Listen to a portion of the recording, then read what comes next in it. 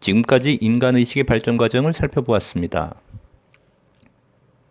세 번째 단계이자 최후의 관문을 남겨놓고 있습니다. 간단히 살필 만한 이야기 몇 가지를 다루어 보고 다시 마지막 차원을 살피겠습니다. 오늘의 이야기는 붓다와 예수라는 두 화신에 대한 이야기입니다. 인간이 머물 수 있는 세 가지의 의식의 차원이 있다고 했습니다. 화신이란 그 마지막 세상에서 가장 높은 의식의 상태를 말합니다. 의식 지도상에서 보면 천을 뜻하죠. 이 말은 신은 인간 세상을 세 개의 차원으로 나누고 몇몇의 화신을 중심으로 인간 세상을 유지한다는 말이기도 합니다. 신은 그들을 통해서 진리를 전하고 인간 세상을 조율하고 우주 전체를 중재합니다. 한민족 경전인 3일 신고에는 창조주가 우주 안에 700개의 세상을 만들었고 그 중 하나가 인간 세상이라고 했습니다. 여기서 700개의 세상이라는 말은 카르마의 차원이 무한하다는 뜻이고 그 중 하나가 인간 세상이라는 이야기입니다. 무한대의 우주 전체에서 보자면 인간 세상은 너무도 작은 세상입니다. 그 세상을 화신들과 그의 제자들을 통해서 유지시킨다는 뜻이죠. 동시에 인간 세상 이상의 차원이 무한대로 펼쳐진다는 뜻이기도 합니다. 이 점은 전적으로 진실합니다. 참나라는 의식의 바다는 시작도 끝도 없고 의식의 한계를 규정짓는 카르마의 장은 무한대입니다. 약 2500년 전 붓다는 500번 이상 윤회를 통해서 인간 세상에 진리를 전하러 왔었습니다. 붓다는 카르마상에서 윤회의 기록을 가지고 있죠. 그 기록은 윤회를 벗어나서 깨달음에 이르는 길을 제시할 수 있는 근거가 되었습니다. 인간으로서 겪을 수 있는 모든 의식의 장을 경험했던 붓다는 자신의 실제 경험을 통해서 인간 고통의 원인과 우주의 원리를 체득할 수 있었습니다. 그리고 인간이 생로병사의 고통으로부터 벗어나서 완전한 깨달음에 이르는 길을 전할 수 있었습니다. 붓다는 작은 왕국의 아들로 태어나서 결혼을 했고 자식을 낳았습니다. 29세에 가족을 떠나서 출가를 했고 32세에 깨달음을 얻었으며 34세에 화신이 되었습니다. 일반적으로 화신에 이르는 이들은 전생에 이미 완전한 깨달음에 이른 상태에 있었고 의식지도상 850 이상의 상태였습니다. 붓다 또한 같은 경우에 해당합니다. 화신에 이르기 전 신과 합일된 세상에 머물렀었고 다시 윤회계에 돌아와서 진리를 전하게 됩니다.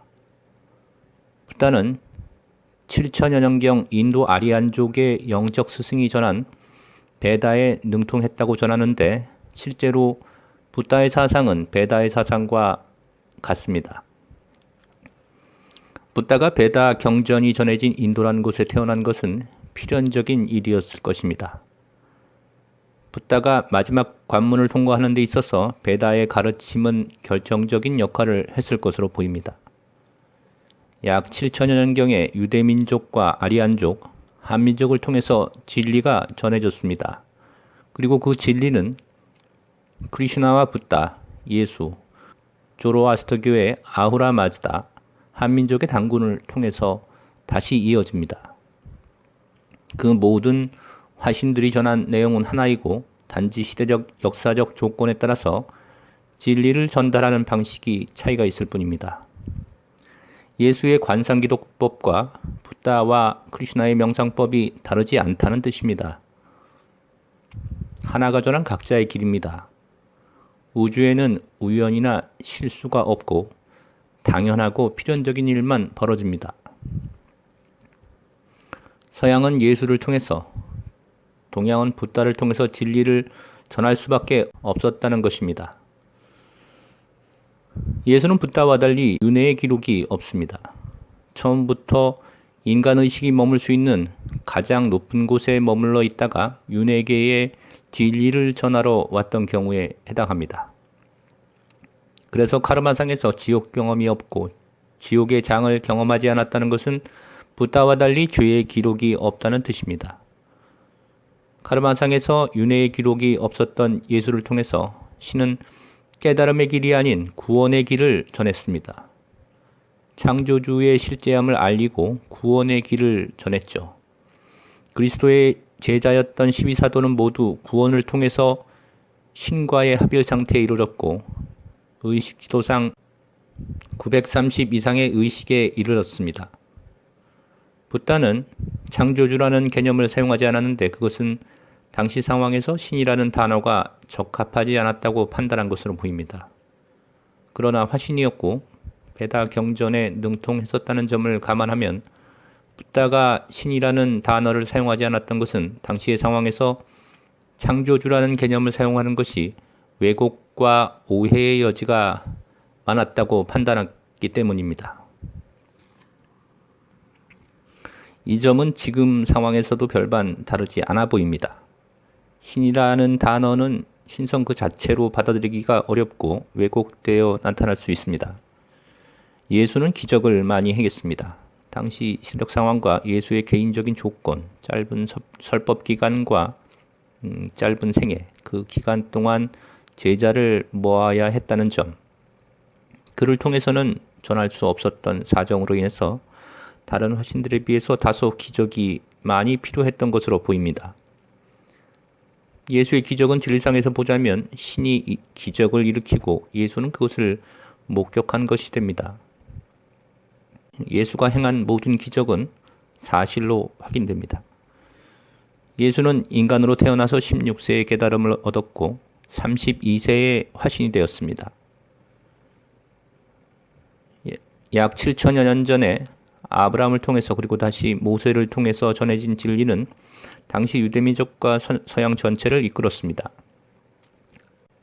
당시 인류의 의식 수준이 100 정도로 매우 낮은 상태였고 구약이 이미 존재했었다는 점은 그리스도가 전하려 했던 내용이 붓다의 그것과는 방향이 다르게 설정될 수밖에 없었을 것입니다. 붓다는 깨달음을 통해서 본성을 회복하는 길을 전했고 예수는 창조주의 존재를 알리고 신에 대한 전적인 내막힘을 통해서 신과의 합일에 이른 길을 전했습니다. 두 가지 길은 하나이고 인간의식의 장에서 일어날 수 있는 두 가지 방식입니다. 어느 방식이든 결과가 다르지 않다는 뜻입니다. 그리고 그 선택은 신에 의해서 결정됩니다. 실상은 오직 하나입니다. 그 하나는 카르마라는 환상의 틀을 통해서 각자로 드러나죠. 그래서 인간 세상에서 나타날 수 있는 최후의 존재인 화신들조차도 실상에서는 실제하는 존재는 아닙니다. 예수와 붓다 또한 실상에서는 실제한 적이 없죠. 붓다의 말대로 그저 이름이 그러했을 뿐입니다. 창조주의 입장에서 붓다와 예수는 그저 신이 진리를 전하는 통로일 뿐이고 자신 스스로가 됩니다. 그래서 화신에 대한 우상화와 종교적 구분, 왜곡은 인간의 한계적 인식의 결과일 뿐입니다. 붓다는 언제나 스승인 자신조차도 버리라고 했고 모든 화신들은 종교를 만들지 말라고 했습니다. 그러나 인간은 가장 많은 화신들의 인형을 만들어서 종교 안에 가두어 버렸습니다. 화신이 된 이들은 나라는 생각은 물론 인간이란 생각조차도 초월된 존재들입니다.